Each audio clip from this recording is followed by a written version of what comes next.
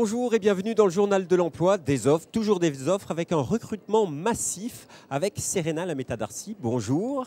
Bonjour. Vous êtes responsable du développement ressources humaines transport chez Alstom Transport sur le site de Belfort. Exactement. Alors, l'entreprise Alstom Transport, c'est quoi? C'est une filiale, une partie du groupe Alstom?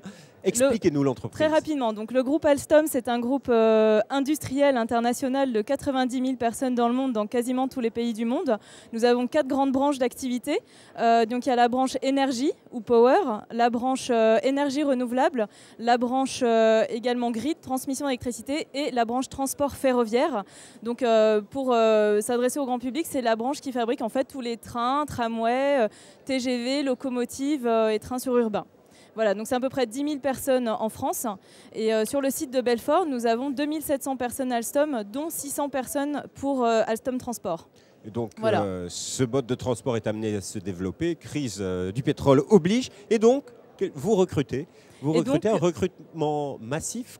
Quel est votre recrutement? Nous recrutons une centaine de techniciens et d'ingénieurs, donc ingénieurs toutes spécialités, mécanique, aérolique, hydraulique, électrique, techniciens, les fonctions support également, des chefs de projet dans les méthodes, l'industrialisation, la qualité, la logistique, les achats également. Et tout ceci sur Belfort. Sur Belfort. Alors, quels sont les critères et les profils que vous recherchez? Est-ce qu'il faut de l'expérience? Est-ce qu'on a le droit d'être jeune, débutant? Et est-ce qu'on a le droit d'être senior? Les deux, oui, tout à fait.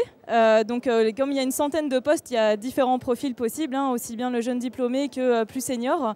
Tout dépend du poste, de l'expérience requise et de votre profil et de votre expérience. Sur ces différents postes, est-ce qu'il y a un métier où il est plus difficile de recruter en particulier?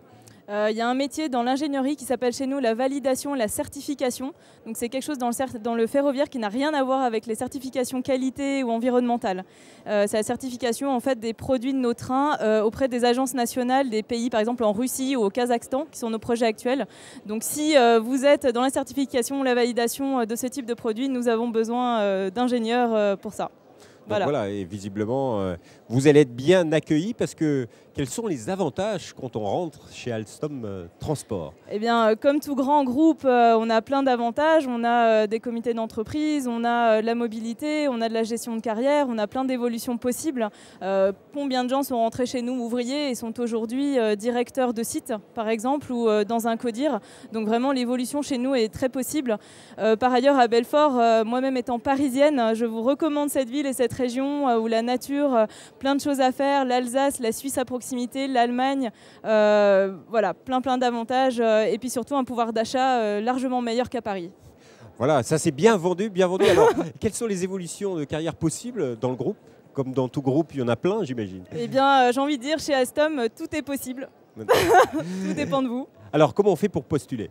Alors pour postuler, évidemment, on va sur notre site Alstom. Donc on fait Alors j'en ai un, c'est www.careers.alstom.com. Exactement, c'est exactement. C'est ce côté international, vous recrutez jusqu'à l'étranger? Oui, tout à fait. Alstom étant présent dans tous les pays, nous avons toutes les offres du groupe en France comme à l'étranger. Alors, pour profiter de vous, puisque vous êtes responsable de développement RH, pour terminer l'émission, quel est le petit conseil RH du jour que vous nous proposez? Le petit conseil RH, je dirais, écoutez, il faut postuler, il faut envoyer des CV et puis une lettre de motivation assez courte. D'une manière assez générale, il faut être concis, synthétique, pour qu'on voit tout de suite en 1 minute les points les plus importants par rapport à un poste donné.